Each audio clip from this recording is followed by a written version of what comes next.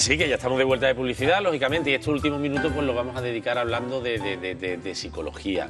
Estamos con nuestra psicóloga Paloma Huerta de Psicohuma. Bienvenida, Paloma. Gracias. Claro que me estaba contando durante la publicidad algunas cosas que es que se te ponen los vellos de punta, ¿no? Porque hoy vamos a hablar de la importancia de la obediencia, de ser obediente, responsable. Bueno, ahí hay que diferenciar ciertas cosas. Seguir órdenes de otras personas nos hace sentirnos más irresponsables. Sí. A ver, ¿esto cómo es? Pues cuando de alguna manera nosotros consideramos que una persona con autoridad nos dice lo que tenemos que hacer, nosotros diluimos nuestra responsabilidad y decimos, ah, bueno, pues entonces si lo ha dicho este que tiene más poder que yo y tiene más conocimiento, o yo creo que lo tiene, entonces yo haga lo que haga, es cosa que tiene que ver con él, no tiene que ver conmigo, y eso es muy común. Eso... Claro, pero bueno, estamos hablando de personas que, como tú dices, tienen una autoridad por encima nuestra, por ejemplo, en el ejército, claro. ¿no? Por ejemplo, en el ejército eso se produce, claro, ¿no? En el ejército, pero también en la sociedad. En la vida real, cuando te dice, oye, tú tienes un jefe, por ejemplo, en tu puesto de trabajo, y dices, ah, es que a mí me lo ha dicho él que es encargado mío. ¿Y eso te hace sentir más irresponsable? Eso de alguna manera te quita la responsabilidad de lo que estás haciendo, ¿no? Porque al fin y al cabo la responsabilidad lo tiene el que tú consideras que tiene más autoridad. Entonces, para algunas cuestiones está muy bien porque pues, de alguna manera facilita el orden, pues la escala, la jerarquía, el que todo esté un poco organizado, pero hay cuestiones en las que llega un momento en el que si uno no tiene una autocrítica de lo que está haciendo y se desresponsabiliza en exceso, pueden producirse situaciones muy dolorosas, ¿no? Tú me comentabas también antes que hoy día existe en los adultos, ¿no?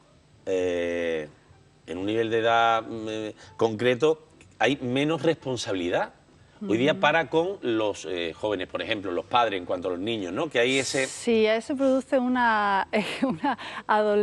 lo que se llama ahora, que es muy común decirlo, los adultescentes. Adultescentes. Que son adultos, que como ahora realmente la vejez no está de moda, o sea, que son adultos pues de alguna manera pues muy democráticos, muy permisivos, muy... Todo muy guay, ¿no? Y en ese planteamiento no ejercen esa disciplina a lo mejor con los hijos, que ¿no? la autoridad la dejan relegada a otras instancias, ¿no? Eso es muy común, ¿no? O sea, la autoridad ya, los padres, hay una crisis de autoridad en los padres ahora mismo, ¿no? Y yo creo que hay una cuestión que tiene que ver con la sociedad, pero que tiene también que ver con una responsabilidad de los propios padres, ¿no? Que han delegado esa responsabilidad, yo creo que a otra instancia. A nivel social eso se produce, ¿no? Tan malo es una cosa como otra, ¿no? Claro, sí, tan malo... Mira, Paloma, vamos a hablar ahora de un experimento que me contaba de los años 60, pero no sé si tiene algo que ver con este, ¿no? Un experimento muestra que cuando obedecemos somos menos conscientes de los efectos de nuestras acciones. Sí. Hablamos, por ejemplo, de cuando uno está en el ejército, en mitad de una guerra. Tú ahí lo que haces es cumplir órdenes. ¿Hasta qué punto uno es consciente de que lo que está haciendo está mal?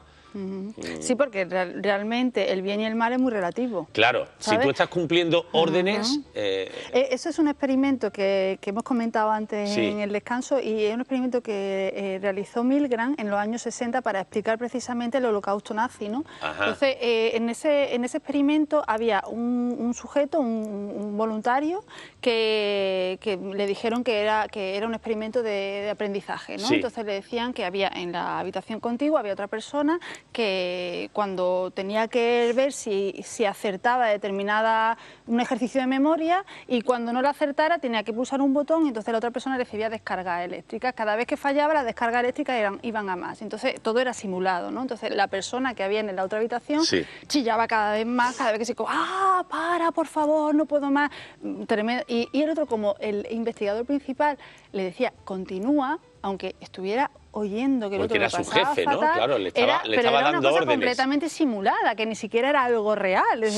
Y como el otro le decía, sigue con una cara, incluso él de dolor, y diciendo, no puede ser, tío. Le daba, y el 80%, no recuerdo el porcentaje, un tanto por ciento muy elevado de personas continuaron hasta el final, con descargas que supuestamente pueden llegar a matar. Y en ese experimento, de alguna manera, lo que planteaban los autores, que ahora, bueno, de alguna manera, pues tiene críticas sobre ética, moralidad y tal, todo lo que... Y ese experimento planteaban que efectivamente muchas cuestiones que tienen que ver con conductas humanas no son por rasgos disposicionales de la persona, sino que son efectivamente por cuestiones situacionales y como puede ser pues la obediencia a la autoridad, ¿no? Claro, efectivamente, porque si hablamos, y antes lo has mencionado, lo de la época del exterminio nazi, ¿no? Sí. O sea, ¿hasta qué punto uno puede ser consciente de lo que estaba ocurriendo cuando lo que hacía era cumplir órdenes porque estaba en el ejército? Estábamos hablando de una guerra, estamos hablando de un genocidio que hubo total, pero ¿hasta qué punto era uno consciente de lo que estaba haciendo? Sí, hay una desresponsabilización efectivamente porque él lo que tiene en la cabeza en ese momento la persona es que está cumpliendo una orden de un superior, y entonces ejecuta lo que tenga que ejecutar y no hay ningún tipo de autocrítica. Bueno, de hecho lo vemos hoy día en la frontera, ¿no? Lo que está pasando con los refugiados, o sea, eso es... que allí están pasando frío, hambre, las calamidades más grandes del mundo, y de repente vemos a algunos soldados, algunos militares, pues cargando contra ellos. Sí, efectivamente, pues exactamente igual. Y lo que están haciendo es cumplir órdenes. Sí, si a ellos les dieran la opción, ¿lo quieres hacer o no lo quieres hacer? Pues más de uno, más de dos dirían, me voy a mi casa. Claro, pero es que la razón humana ahí, psicológicamente hablando, te hace dudar bastante de la humanidad de esas personas, ¿no? O sea, porque dice, vale, está cumpliendo órdenes realmente, pero lo que están haciendo no sé hasta qué punto... Y entonces nos tenemos que preguntar, si tú y yo estuviéramos ahí, ¿qué hubiéramos hecho? Claro, porque son situaciones tan extremas y tan complejas. Sí, pero mira, ¿no? eso es como decir, Paloma, porque claro, todo esto es muy relativo. Es como aquel bombero que se hizo hace un par de años famoso porque tenía que ir a desahuciar a una mujer y el bombero se negó a cumplir órdenes o sea, digo, era un bombero que tenía que romper la puerta o no sé qué historia era, ¿te acuerdas de aquello? Se convirtió en todo un héroe porque él se negó, yo no sé las consecuencias que después tendría en su trabajo, pero digo, por eso te digo... Muchas veces por lealtad a la autoridad, otras veces por temor, hay mucho por principios temor, también puede ser. Por principios, pero principalmente yo creo que es emocional, es una cuestión emocional. Está la lealtad y el temor, como dos factores importantes cuando uno a lo mejor en sus principios está... estoy viendo a esta persona que quiere entrar en la frontera, es un niño pequeño, está escuálido, muerto de hambre y yo aún así estoy, es una cuestión de lealtad, de que de alguna manera tienen miedo a lo que pueda pasar si tú te opones a eso, y también porque, bueno, porque de alguna manera también tú estás convencido de que es lo mejor, efectivamente, ¿no? En ese momento dado puede ser también, ¿no? Efectivamente, sí, que ellos ya lo ven como una cosa también normal, hay que ponerse en situación, hay que irse a ese momento y sobre todo a meterte en el pellejo de esa persona que es lo que está cumpliendo órdenes, como decimos, ¿no? Bueno, eso pasa mucho también con las fuerzas de seguridad. Cuando le damos tanta caña decimos, bueno, lo que están es cumpliendo órdenes. Sí, efectivamente. Porque una cosa es el abuso de poder, que son casos contados, pero... Pero son interesantes estos experimentos que ya no se hacen de este modo por cuestiones éticas, ¿no? Pero que estos experimentos, porque date cuenta que esto era un experimento que uno lo hacía voluntariamente y aún así, o sea, que no estaba en un contexto de una guerra, en un contexto muy delicado, y aún así le daban al botón y el otro que se seguía chillando cada vez más. O sea, y solamente porque tenía una bata blanca y le decía que tenía que seguir, ya decía, bueno, pues esto no es responsabilidad mía, ¿no? Este tipo de estudios lo que vienen a demostrar, según estoy entendiendo, es que al final, o sea, si tú tomas una decisión de hacer algo, te sientes mucho más responsable que, lógicamente, si te lo manda alguien. Tú dices, mira, yo hago caso de lo que me están diciendo y hasta... Y eso puede venir muy bien para determinados contextos, pero para otros puede generarse una serie de cuestiones muy dramáticas, ¿no? Claro, efectivamente, porque luego está el resto de los humanos, como yo digo, que ahí estamos para juzgar. ¿Cómo es capaz de hacer eso, no? Y además tendemos a establecer relaciones muy asociadas a la personalidad, ¿no? Y muchas veces no es así. Hay muchas más variables que tienen que ver con lo social y con lo situacional que con lo personal, y es verdad que tendemos a plantear todo lo que a lo mejor, pues esto, la obediencia a la autoridad hasta extremos insospechados, como cuestiones que tienen que ver también con cuestiones muy disposicionales, ¿no? ¿Todo el mundo está preparado para recibir órdenes de un superior? No creo. Psicológicamente... Te quiero decir, una persona que se dedica al ejército, se va al ejército, bueno, yo por ejemplo, yo he hecho el servicio militar y la verdad, hombre, que es duro, ¿no? O sea, tener una disciplina tan dura, pero Y mentalmente te van preparando para la obediencia, es decir, tú desde que llegas no estás en ese punto de obediencia, pero te van preparando. Y cuando lleva ya unos meses lo ves absolutamente muy normal. Manera, no, lo ves normal. Se produce, hay un cambio de mentalidad, ¿no? Fíjate, a mí me llamó un militar, un superior, ya estaba yo licenciado para preguntarme una cosa que había pasado y tal y cual, me llamó a casa y yo me puse firme. Yo estaba ya licenciado y me puse firme, que me decía mi madre, pero estará chalado. Y digo, no lo puedo evitar, es verdad, me estaba hablando y yo, sí, mi coronel.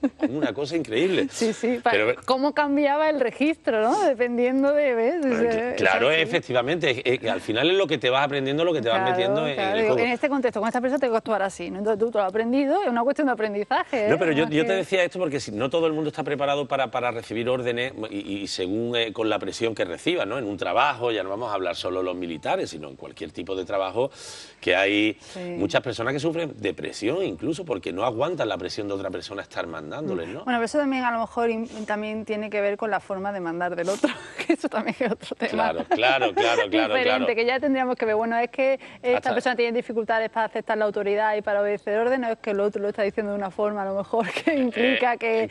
es que son muchos ya, tendríamos que ver caso a caso, factores, ¿no? Caso a caso, si esa persona está sufriendo, incluso desarrollando una depresión, qué es lo que puede estar afectando, si tiene que ver con cuestiones disposicionales, si tiene que ver con una situación suya personal en ese momento, si tiene que ver con los rasgos de personalidad de su jefe, o sea, que eso cada caso es verdad que es un mundo.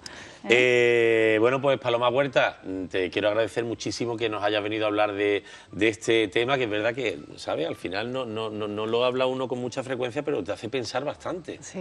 ¿Es bueno recibir órdenes según...? Pues depende, todo depende, como la canción.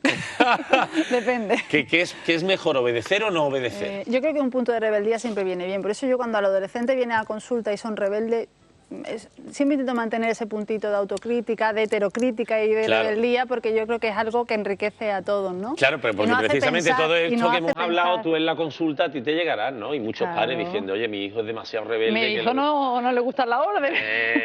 Pues un puntito no viene mal, ¿eh? Sí. Entonces intento ayudar a los padres a ver que, bueno, que eso es bueno para él, para un futuro, en muchas ocasiones.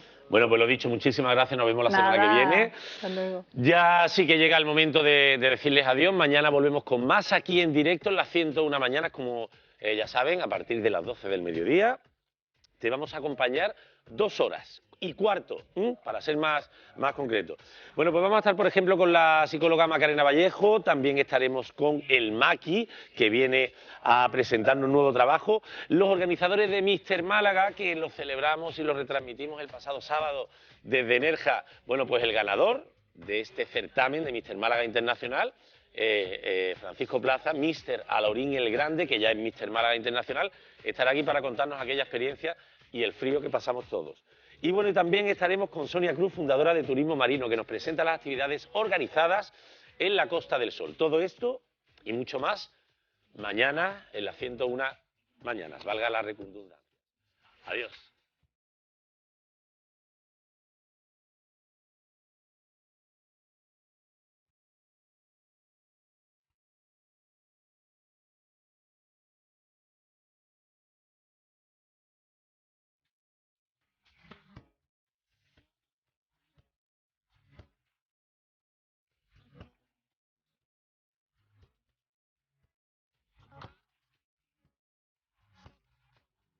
Hay una semana en el calendario en la que las emociones se apoderan de Málaga y su gente. Pasión por la Semana Santa. 101 Televisión. Pasión por Málaga. En 101 ya estamos contando los días.